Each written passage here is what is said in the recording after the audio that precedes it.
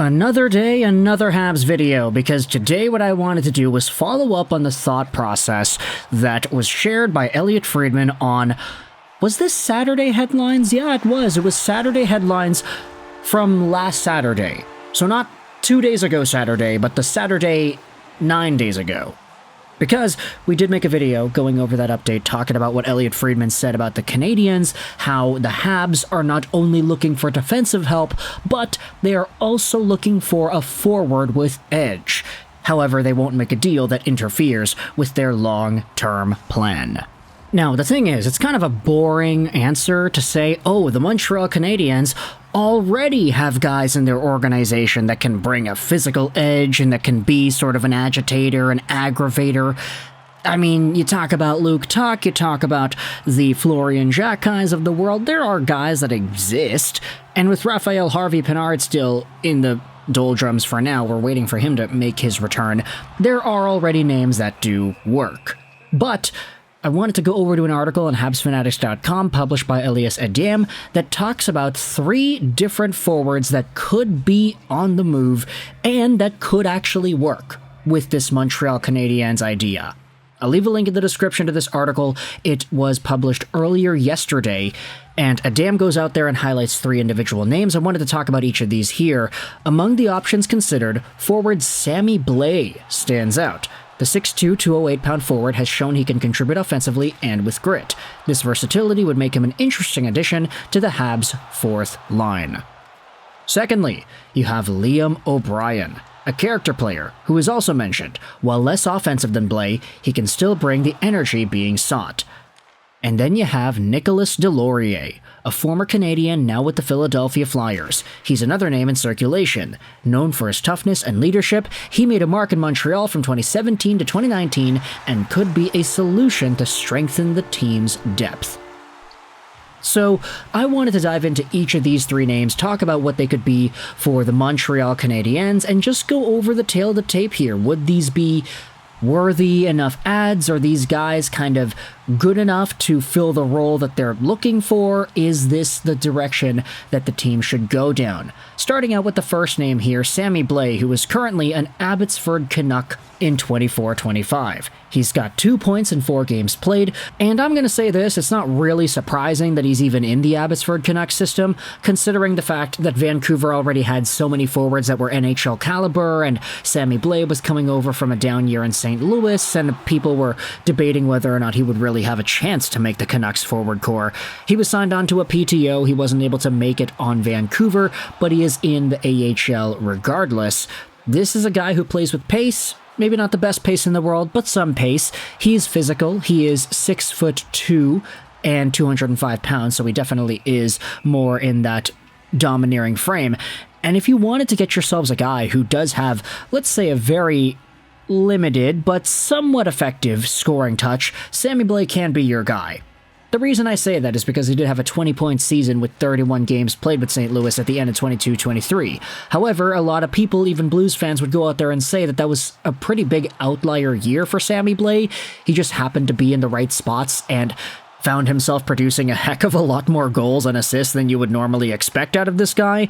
But he would be an interesting enough addition to Montreal if you really wanted, let's say, a bottom 6 caliber forward to provide a physical edge and make Jacquin's job a little bit easier. Blais is somebody that I think could be an NHL player. If you really twisted my arm and said that he had to have a spot, I wouldn't necessarily say he's not ready for that. It's just on a team like Vancouver, it was always going to be difficult to do it, so hence why he's in Abbotsford.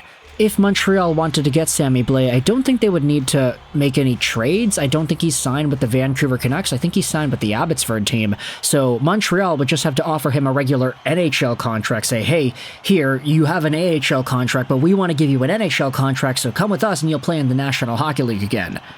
Let's go over to the second name, wherein a similar situation can also be discussed. It's Liam O'Brien of the Utah Hockey Club.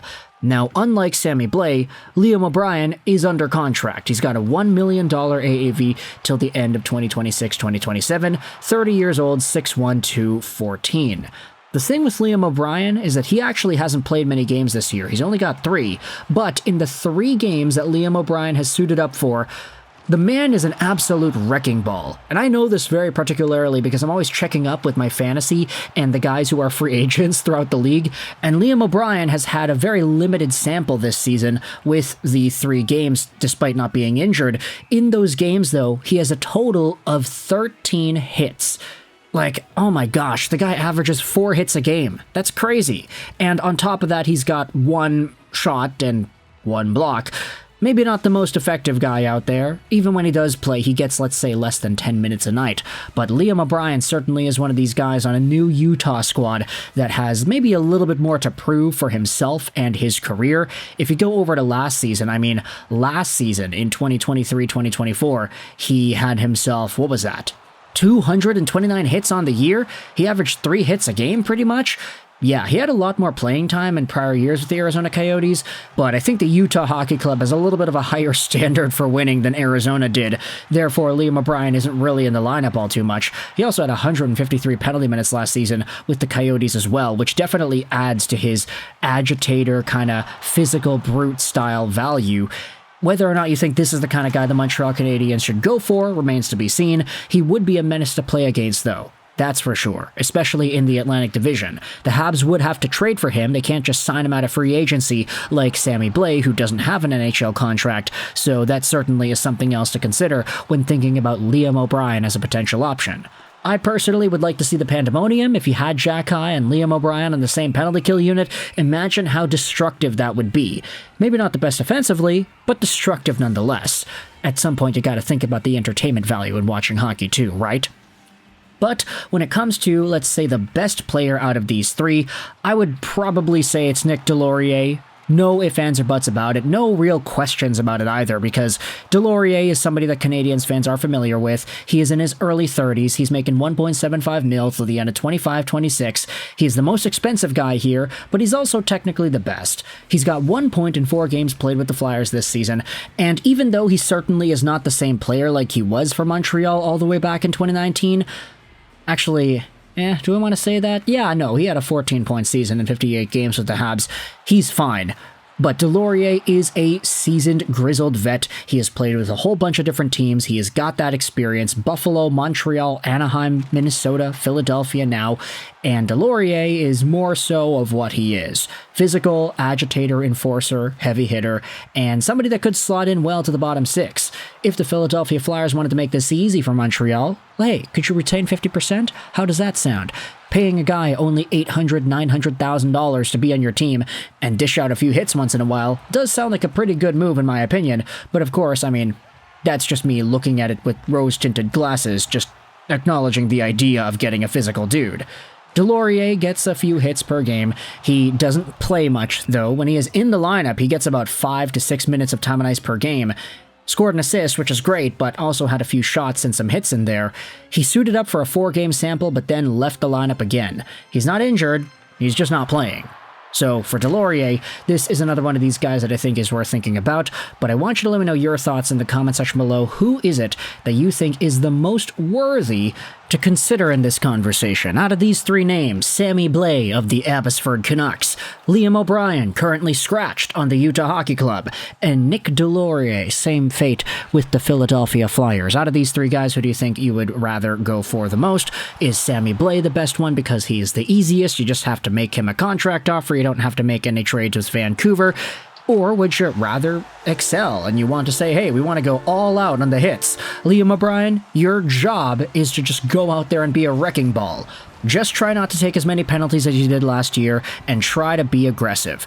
Is that kind of the formula instead? For Nic Deslauriers, do you kind of round it out, say, hey, let's relive the glory days. You're back here with Gallagher, right? You got some old teammates, some old friends. Carey Price is still on the payroll. Let me know your thoughts in the comment section below as to which one of these guys you think is worthy the most. I hope you enjoyed this video. And bye.